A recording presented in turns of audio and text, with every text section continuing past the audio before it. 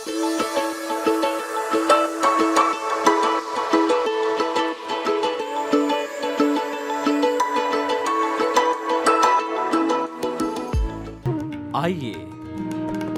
सुनिए, देखिए, समझिए सनातन सत्य। जैसी दृष्टि वैसी सृष्टि, दृष्टि विज्ञान। कुदरत, कुदरती रचना एवं कुदरत के कानून से शाश्वत सुख की प्राप्ति। जोधपुर के परम पूज्य महात्मा उपासक प्रोफेसर डॉक्टर सोहन राज तातेड़ के निर्देशन में सनातन सत्य। जैसी दृष्टि वैसी सृष्टि, दृष्टि विज्ञान।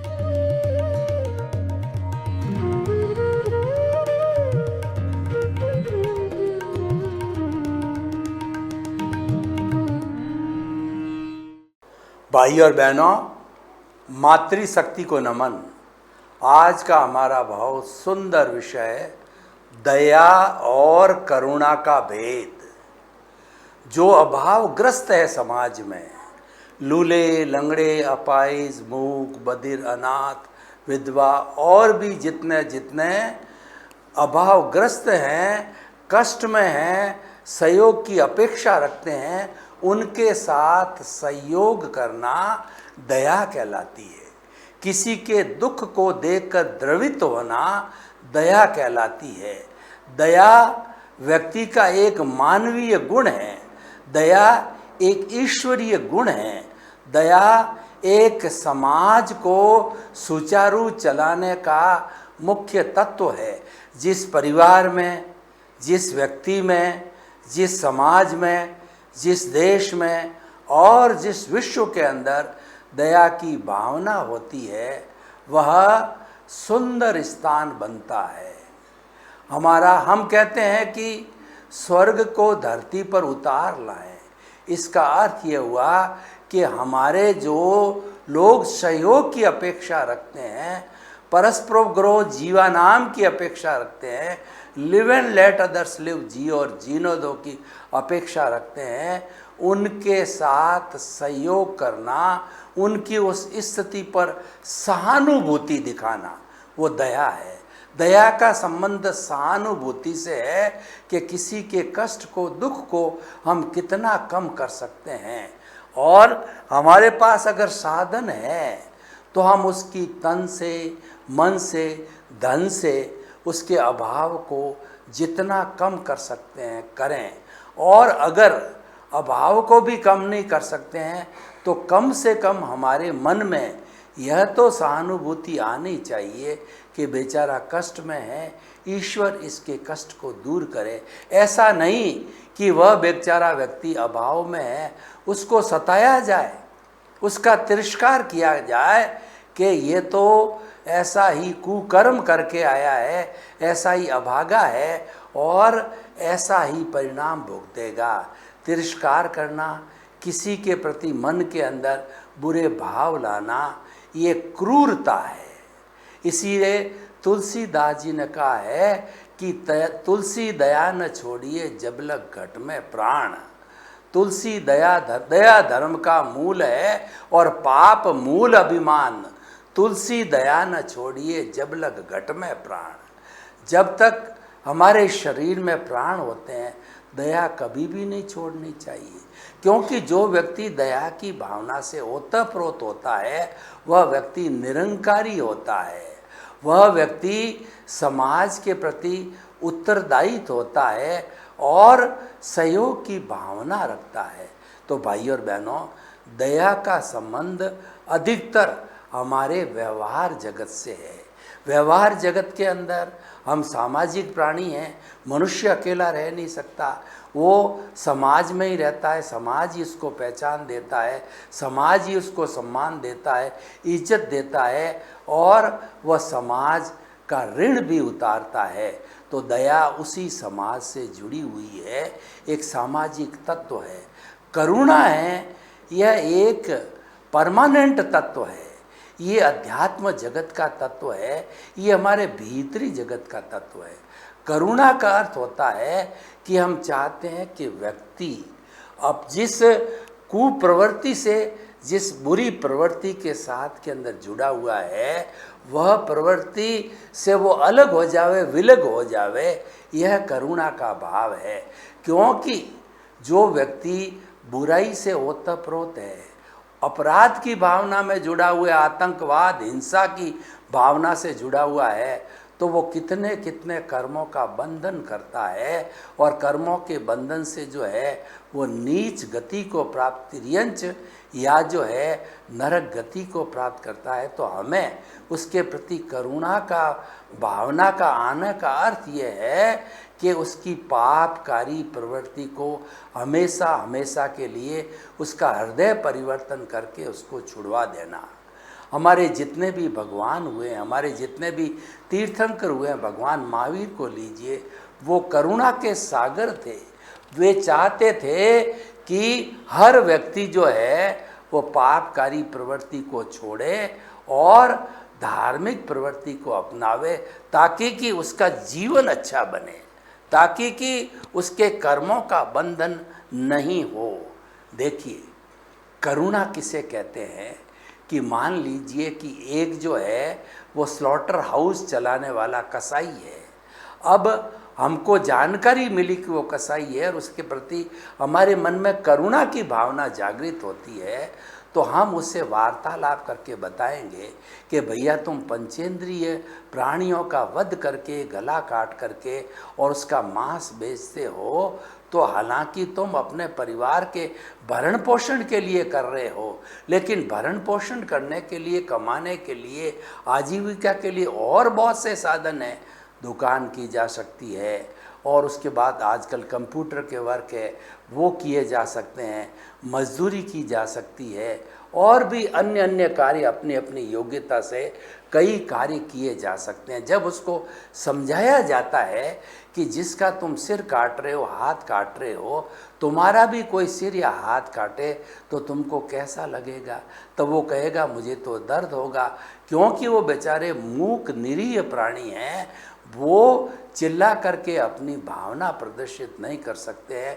बकरा है, वो बैं बैं करता है और मैं करता है, लेकिन उसकी सुनता कौन है? उसकी भाषा को कोई जानने वाला नहीं है, फिर भी वो मार दिया जाता है। तो इसीलिए जब उसको समझाइश की जाती है, जब उसका हृदय परिवर्तन किया जाता है, तो वो धंधा छोड़ देता है और वो दूसरे धंधे के अंदर जब लग जाता है तो उसकी आत्मा की उज्ज्वलता होती है, उसके कर्मों का बंधन रुकता है, तो उस उज्ज्वलता से उसको प्रसन्नता भी होती है, भीतर एक परिवर्तन महसूस करता है और जब वापस उसके अनुभव लिए जाते हैं तो ऐसा लगता है कि वो काफ़ी प्रसन्न है।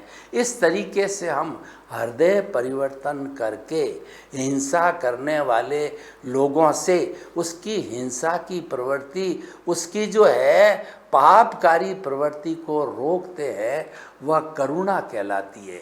देखिए, भगवान महावीर कितने करुणा के सागर थे कि जब कभी वो समोषण में प्रवचन देते थे तो एक दूसरे के विरोधी जीव यानी शेर, मनुष्य और जो अपना कुत्ता, बिल्ली, चूहा, जो कि एक दूसरे का भोजन है, वो सभी एक घाट पर आके पानी पीते थे, एक जगह बैठ करके भगवान की उपासना करते थे, भगवान का प्रवचन सुनते थे। बहुत से तिर्यंश भी श्रावक होते हैं, वो भी जो है वो व्रत ग्रहण करते हैं और भगवान का जो प्रवचन सुन सकते हैं। ये बात अलग है कि उनकी भाषा अलग होती है, परंतु प्रभु तो जो बोलते हैं वह समस्त लोगों को अपनी अपनी भाषा में सुनाई देता है। भगवान महावीर अर्धमागधी भाषा, जो वहाँ की लोकल बिहार की भाषा थी, बिहार में ही जो है वो प्रवचन देते थे, अर्धमागधी में बोलते थे, लेकिन जो व्यक्ति जिस जो भाषा का जानकार होता था, वह भाषा उसी में ट्रांसलेट होकर के और उसको उसी भाषा के अंदर सारा सार, प्रवचन, भावार्थ समझ में आ जाता था। तो इस तरीके से करुणा एक रस है। जब व्यक्ति के भीतर करुणा का रस आता है तो वह समाज में परिवर्तन लाता है, स्थायी परिवर्तन लाता है। दया एक टेम्परेरी तत्व है, करुणा जो है एक स्थायी तत्व है। दया की एप्लीकेशन समाज पे होती, व्यवहार जगत पे होती है। करुणा की एप्लीकेशन भीतरी जगत में होती है। व्यक्ति के भावों को बदलना होता है, व्यक्ति में परिवर्तन किया जाता है। देखिए कि हमारे भारतवर्ष के अंदर बड़े बड़े लोग, जैसे कि जो है समझिए कि विद्वान लोग, जो कवि कालिदास था वह महामूर्ख था, उसके ऊपर जो है ईश्वर की करुणा हुई तो भीतर उसमें एक परिवर्तन आया और वह परिवर्तन अवचेतन मन में आया, वह परिवर्तन तेजस शरीर पे आया और वह बदल करके विद्वान बन गया। वाल्मीकि जी डाकू से विद्वान बन के रामायण लिखी। तुलसीदास जी भी जो है डाकू थे, उन्होंने भी तुलसीकृत रामायण लिखी। इस तरह से लोगों के अंदर परिवर्तन आता है। ये परिवर्तन भीतरी जगत में आता है, ये परिवर्तन तेजस शरीर अवचेतन मन में आता है और वह प्रभु की कृपा से आता है, वो कर्मों की उज्ज्वलता से आता है, वो शुभ भावों के साथ में आता है और व्यक्ति एक समय के अंदर शुभ भावों के साथ में बदल जाता है।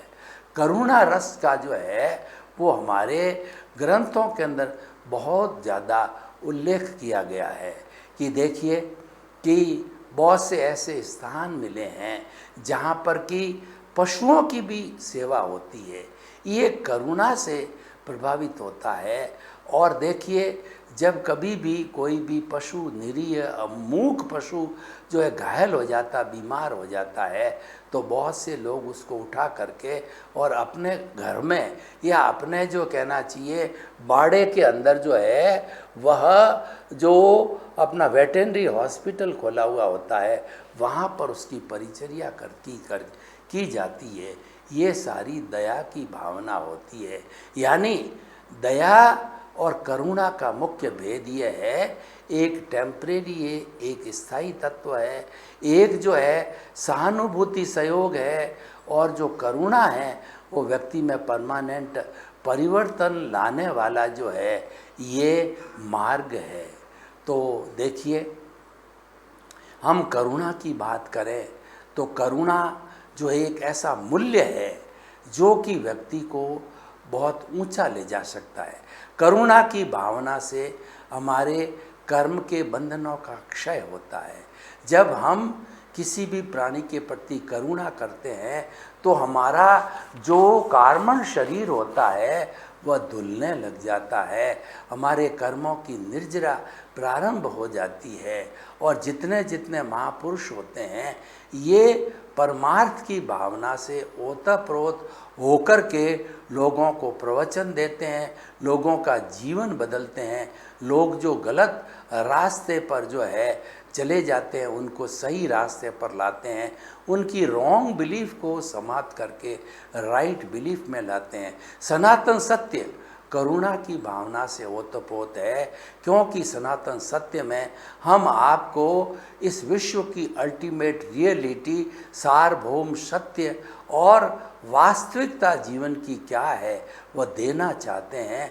और इसके अंदर भी हम जो है वो कुदरती रचना और कुदरत के कानून का सहारा लेते हैं और उसके आधार पर आपको करुणा करके और आपको शाश्वत सुख की नींव लगाते हैं।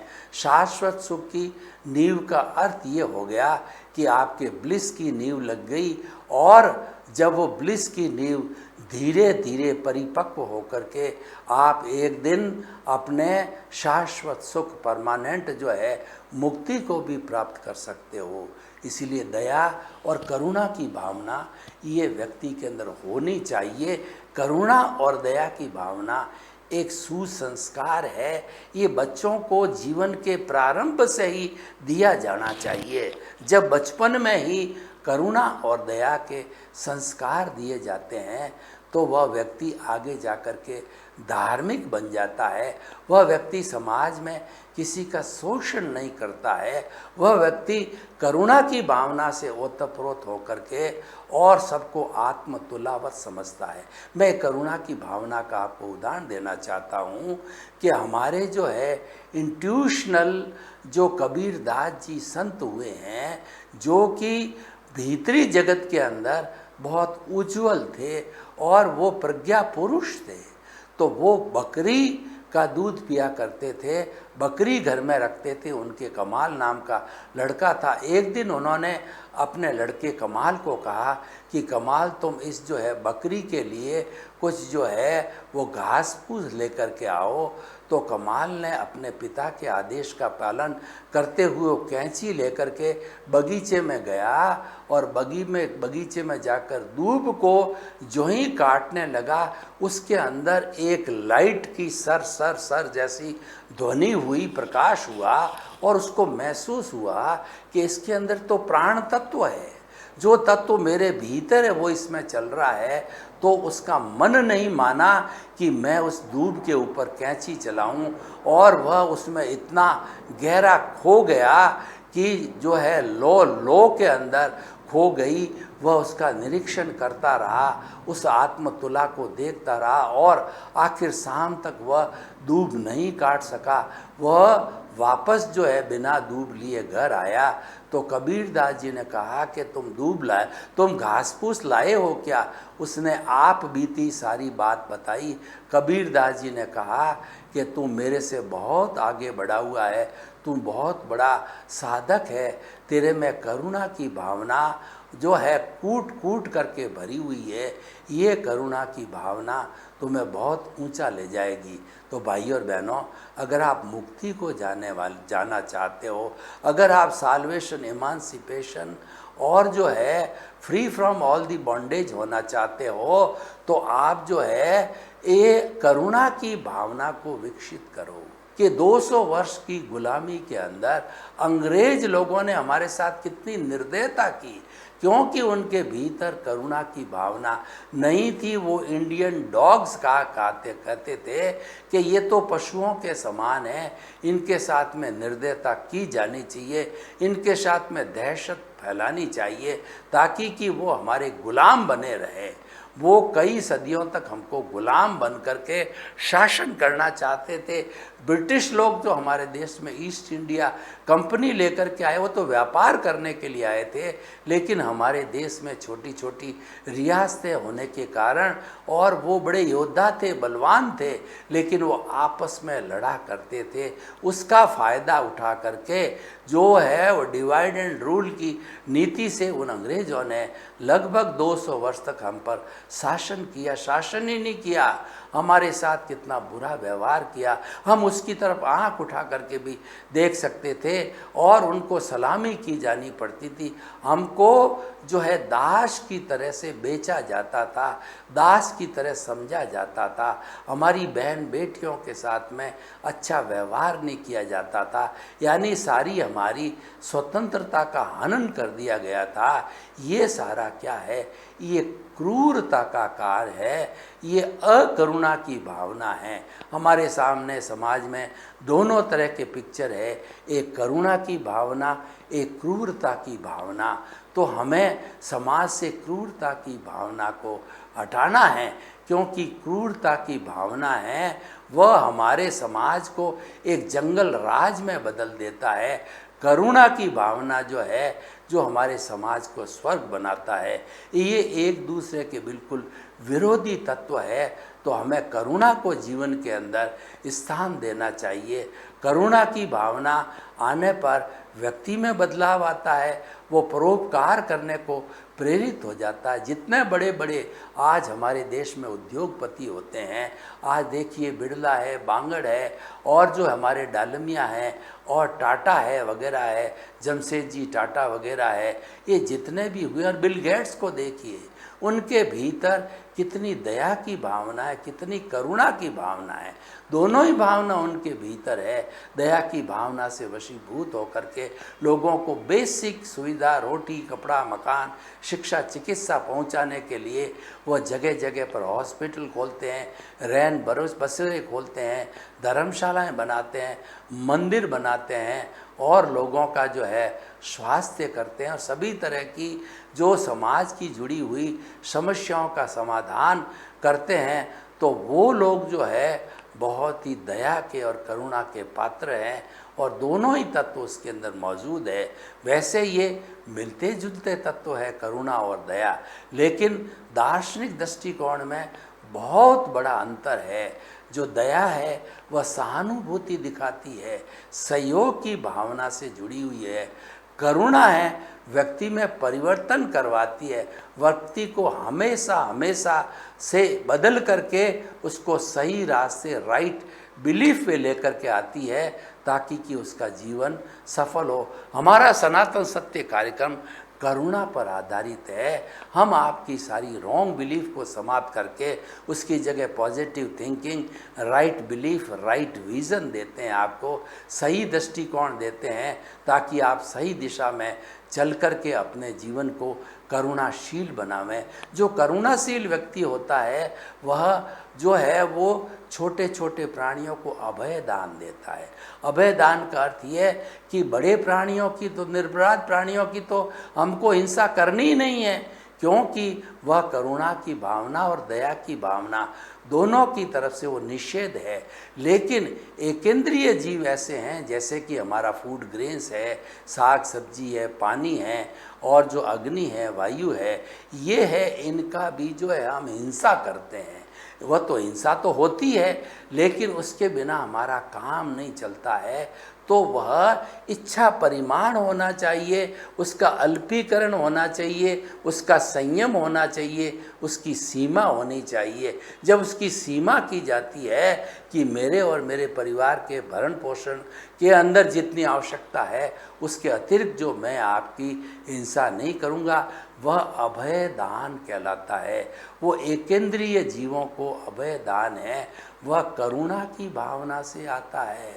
तो इसीलिए हमें हमारे जीवन के अंदर अभय दान को स्थान देना चाहिए और करुणा की भावना जिसमें होती है, अभय दान है, उससे ही पुष्पित और पल्लवित होता है।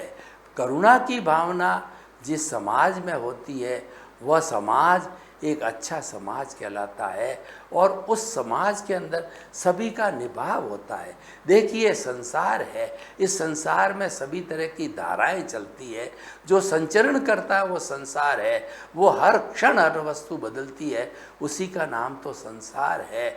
लेकिन उसके अंदर जो बदलाव आता है उसमें हमारा क्या कंट्रीब्यूशन हो, ये देखने की बात है कि हम दुनिया में आए हैं तो क्या योगदान देने को आए हैं। तो योगदान देने के लिए दया और करुणा है, ये दोनों तत्व जो है बहुत ही उपयोगी तत्व है। व्यक्ति अगर समाज को कंट्रीब्यूट करना चाहता है तो अपने भीतर वो इन दो तत्वों का समावेश करे, इन दो तत्वों को आत्मसात कर दे, हृदयंगम करे, अपने हृदय में स्थान देवे, तो निश्चित तौर पे हमारे समाज के अंदर एक बहुत बड़ा परिवर्तन आएगा और उस व्यक्ति को जो दया और करुणा की भावना से आप्लावित है उसके जीवन में हमेशा जो है प्रसन्नता रहेगी। कभी भी कभी भी निराशा और खिन्नता नहीं आ सकती है, क्योंकि ये दोनों एक तरह से हार्मोन्स हैं। दया और करुणा गुड हार्मोन्स है और जब हार्मोन्स हमारे ब्लड में मिल जाते हैं, हमारी जो एंडोक्राइन ग्लैंड्स के अंदर ये दोनों तत्व मिल जाते हैं तो नेचुरली हमारे जीवन को आनंद से भर देते हैं।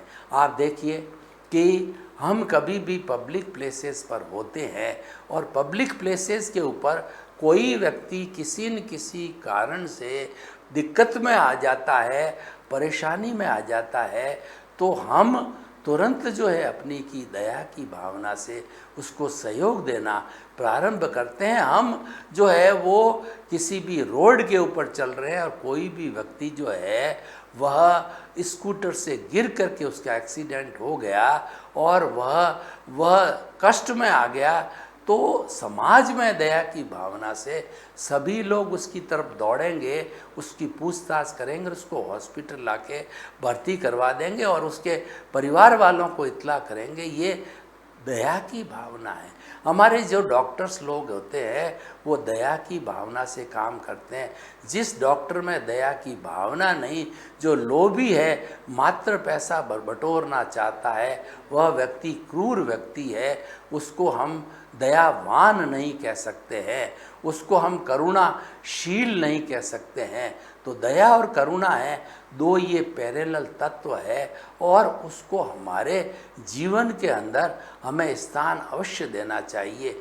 जो करुणा और दया जो कि एक समाज से जुड़ा हुआ है और एक अध्यात्म से जुड़ा हुआ है, दोनों तत्वों को अपने जीवन में स्थान देता है तो वह स्वयं तो प्रसन्नता प्राप्त करता ही है, लेकिन समाज के अंदर एक प्रसन्नता का वातावरण बनता है।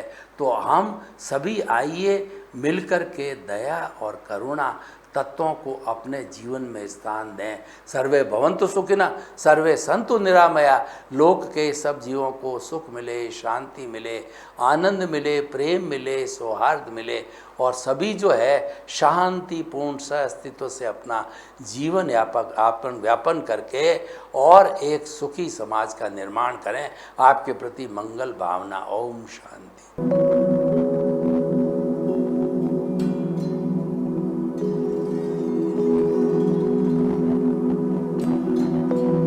एक ऐसा अंतर्राष्ट्रीय ख्याति प्राप्त मानव जो गुरु प्रेरणा से पिछले 20 वर्षों से वानप्रस्थ जीवन जीते हुए 24 घंटे मानवता की सेवा में संलग्न है।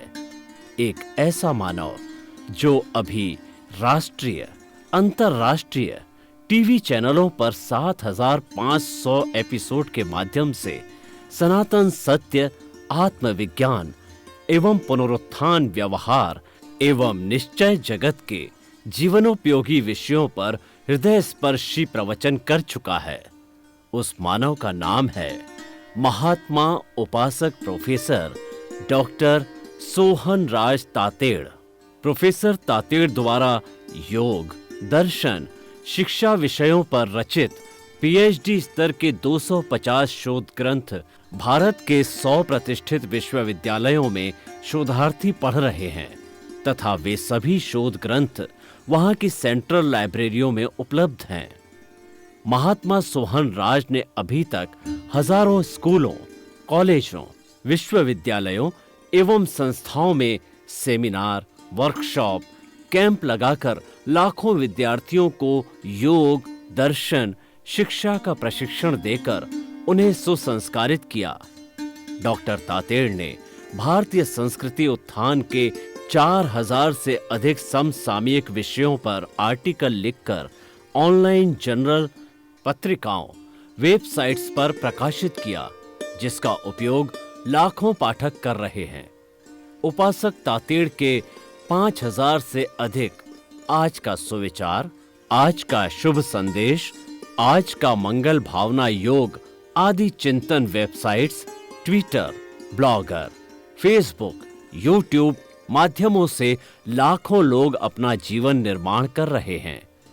मानवता के मसीहा ऐसे महामानव महात्मा सोहन राज तातेड़ के प्रोफाइल को अभी तक विश्व के 20 लाख दर्शक यूट्यूब पर, 12 लाख गूगल पर एवं लाखों दर्शक फेसबुक, ब्लॉगर, ट्विटर और इंस्टाग्राम पर देख चुके हैं।